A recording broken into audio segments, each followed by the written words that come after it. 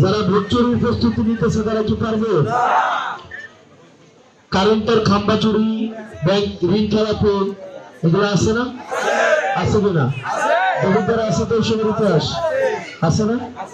তো যারা দেবিদ্বারে ট্রান্সমিটার চুরি করছে একটা সময়, মিটার চুরি করছে একটা সময়, ট্রান্সমিটার চুরি করছে, যারা ব্যাংকের টাকা চুরি করছে তারা এখন আবার ভোট চুরির প্রস্তুতি নিতেছে না? আমরা কি ভোট চুরি হতে দিব? আমরা কি হতে দিব? আমরা কি ভোট চুরি হতে দিব? বরং আমার বিরুদ্ধেও যদি কেউ